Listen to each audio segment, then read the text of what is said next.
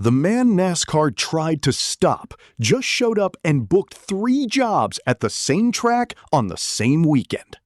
Here is what nobody is talking about. Cleetus McFarland did not just enter a race this weekend. He entered a race, he is running another race the day before, and he is the one giving the command to start both of them. But here is the part that will actually shock you. He did not come alone. And who he brought with him changes everything about what this weekend actually means. Stay with me, because by the end of this, you will understand why this is the most important weekend of his entire NASCAR journey. Dale Earnhardt Jr. told him to slow down. NASCAR officials literally denied his race application and sent him back to prove himself. Critics across every racing forum and comment section said he was not ready, he was not serious, and this whole thing was just a content stunt that would eventually fall apart. So what does Cleetus McFarland do with all of that? He shows up at Michigan International Speedway as the Grand Marshal, an ARCA competitor, and a Truck Series driver all in the same weekend. All at the same 2-mile oval, all within 48 hours of each other. That is not a content creator playing around in racing anymore. That is a statement. Michigan International Speedway officially announced that Cleetus McFarland, whose real name is Garrett Mitchell, will compete in the NASCAR Craftsman Truck Series race on Saturday in the number 4 Motorsports Chevrolet Silverado. But they also announced that before that race even starts, he will be standing on the grid as the Grand Marshal, delivering the most famous words in all of motorsports: "Start your engines." The man who was denied a race entry not that long ago is now the one giving racers permission to go. And Cleetus himself said exactly. During the latest episode of their podcast, Garrett Mitchell looked across at his co-host and said 4 words that immediately broke the internet for their fan base. He said, "You will be driving an ARCA car." Squirrel McNutt, whose real name is George Sicilian, is entered in the Friday ARCA race at Michigan. He will drive the number 0 Ford for Rhett to Jones Racing, running under owner points from Wayne Peterson Motorsports. That one announcement turned a major NASCAR weekend into a full event, because now it is not just Cleetus on his NASCAR journey. It is 2 of the most recognizable names from that entire universe, both at the same track, both in the same race, both trying to prove they belong on a 2-mile oval that neither of them has ever competed on before. Rhett to Jones Racing is actually putting together their biggest entry of the entire season for this Friday ARCA race. 3 cars, Cleetus in the number 30, Squirrel in the number 0, and Cole Raz in the number 76. 3 cars from one team for 2 content creators and a legitimate ARCA regular. That is a massive commitment from that organization, and it tells you how seriously everyone involved is taking this weekend. Let's talk about the truck Cleetus will drive on Saturday, because you cannot ignore it. Nice Motorsports unveiled the number 4 Chevrolet Silverado, and it is an enormous red, white, and blue design with a giant bald eagle on the door. The car represents baldeagle.com and is sponsored by Comprehensive Logistics and Circle B Diecast. Cleetus described it in the most Cleetus way possible. He said it is the baldeagle.com car and that he is going to be flying like a bald eagle out there. In NASCAR, a paint scheme can create a moment before the green flag ever drops. This one already has.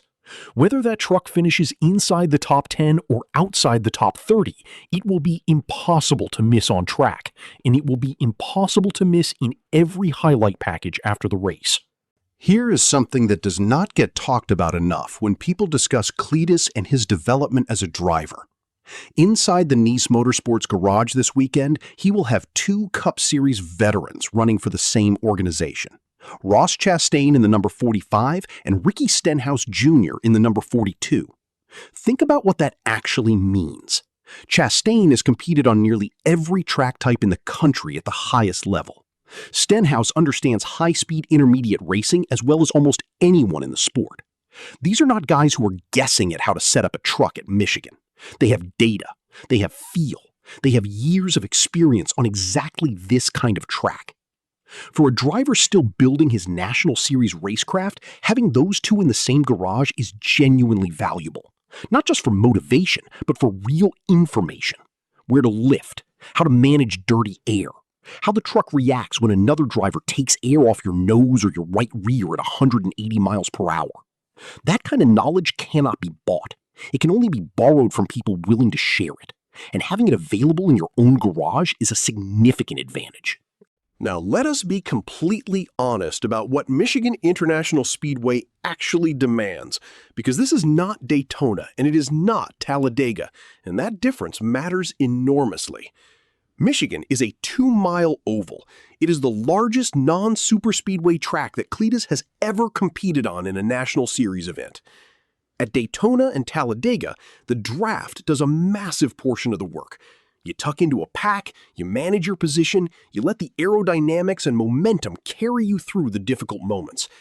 A driver with instinct and courage can find his way through a superspeedway race even without years of experience, because the draft is a forgiving teacher. Michigan does not forgive. Michigan demands that you actually drive the race vehicle. The corners require a specific and committed approach. You cannot sit in a pack and survive.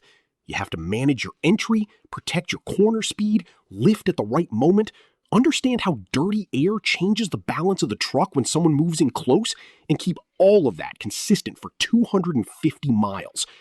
That is a completely different set of demands than anything Cleetus has faced so far in 2026. Because this is Michigan, and because the stakes are real, you need to understand exactly where Cleetus stands as a driver right now.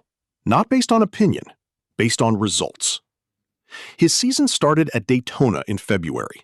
He entered the ARCA Menards Series and finished 11th. On the same day, he made his NASCAR Craftsman Truck Series debut with Nice Motorsports. That debut lasted 6 laps. He lost control coming off turn 4 and crashed out, finishing 37th, which was last place. Daytona looks manageable from the outside. From inside a truck, surrounded by experienced drivers, 3 wide in turbulent air, the smallest overcorrection ends your day instantly. That is what happened. After Daytona, he moved into the NASCAR O'Reilly Auto Parts Series at Rockingham with Richard Childress Racing. He finished 32nd, 6 laps down. He completed the race, which mattered. For a driver still trying to earn approval for bigger events, finishing laps is important. The same weekend, he ran the ARCA Menards Series East race at Rockingham and finished 4th. A strong result that showed genuine competence at that level. At Kansas, in the ARCA Menards Series, he finished 20th. Then came Talladega, and Talladega changed everything. Cleetus McFarland finished 2nd at Talladega. He led 19 of the 76 laps. He was right there in the final corner fighting for the win before Andy Jankowiak passed him in a contact-filled battle to the checkered flag. 19 laps led, 2nd place, at Talladega. That was the result that stopped the conversation about whether this NASCAR experiment was a celebrity cameo. He had speed. He understood the draft at a level nobody predicted. Dale Earnhardt Jr., on his Dale Jr. Download podcast, gave an honest and detailed assessment of where Cleetus stands right now. He acknowledged the mistakes. He said Nashville was rough. But he also said that Cleetus did not ruin anyone's day out there, and that for someone new to this level, that matters. Then he went further. Earnhardt said that his whole feeling about the situation is that if Cleetus can get himself 2 full seasons in ARCA, running all of the races, short tracks included, everywhere on the schedule, he would be far better prepared to tackle the O'Reilly Series. 2 full ARCA seasons. That was Junior's prescription. He also pointed to something that Cleetus already has access to, but may not be using enough: the Pro Late Model and the Freedom Factory in Bradenton, Florida. Earnhardt said that if he had a racetrack and a Pro Late Model, he would be there running laps constantly. Not occasionally, not when the schedule allowed. On a Tuesday, running sets of tires and building feel and muscle memory that cannot be developed any other way. NASCAR officials added their own layer to this. After Rockingham, they denied Cleetus approval to race the O'Reilly Series at Talladega. They cited the need for more short-track experience and continued development in ARCA and the Truck Series before expanding his schedule. Cleetus responded with 4 words: "It is what it is." Now let us go back to Squirrel McNutt, because his path to Michigan is just as important and just as revealing. George Sicilian began his ARCA schedule this season with the encouragement of the late Greg Biffle, who was a close friend and mentor to both him and Cleetus. That is where this all started. Biffle saw something worth developing in both of them and pushed them toward the sport seriously. Squirrel made his ARCA East debut at Hickory. He qualified 9th and finished 13th, 7 laps down. To earn approval to race at Kansas, he had to add Rockingham to his schedule, even though it was not originally planned. He qualified 11th at Rockingham and finished 9th, 3 laps down. At Kansas, qualifying was canceled and he was placed at the back in 24th position. He fought through the field and finished 12th, 2 laps down. That result earned him approval to race at Talladega. And at Talladega, Squirrel was running inside the top 10 in the closing laps when he was collected in the big crash with 7 laps remaining. He finished 29th. That is superspeedway racing at its most brutal. You make every correct decision, and someone else's mistake eliminates your entire afternoon. Michigan is a different kind of challenge for Squirrel. The 2-mile oval demands sustained corner commitment. Here is the honest answer to the question every fan is going to be asking all weekend. For the ARCA race on Friday, the goal is not a win. The goal is laps, consistent laps, understanding the surface, building rhythm, and developing the corner field that will matter when Cleetus rolls out in the Nice Motorsports truck Saturday morning. Every lap on Friday is preparation for Saturday. That is the entire purpose of double duty. For the truck race on Saturday, success is not a top 5 finish. That is not a realistic expectation, and pretending otherwise helps nobody. Success is completing the race cleanly, managing pit road without penalties, moving forward in traffic, staying out of other drivers' incidents. A clean finish inside the top 25 would represent genuine progress compared to his Daytona debut in the Truck Series, and would be a meaningful answer to everyone who questioned whether he belonged on this stage. Joe Fowler, the president of Michigan International Speedway, said when the Grand Marshal announcement was made that Cleetus is a natural-born entertainer and one of the biggest names in racing today, and that he has no doubt Cleetus will energize the crowd before putting on a show for the fans. Dale Jr. said slow down. NASCAR said prove it first. The critics said this whole thing is just content. And this is the part you need to sit with as this weekend plays out. If Cleetus runs clean at Michigan, finishes both races without major incidents, and shows improvement from his Daytona truck debut, the narrative shifts. It does not silence every critic, but it builds something real. It shows that the driver is growing at the same pace as the ambition. But if Michigan goes wrong, if the 2-mile oval exposes the same gaps that Nashville exposed, if there are spins or penalties or early exits, then Dale Jr.'s advice becomes impossible to ignore.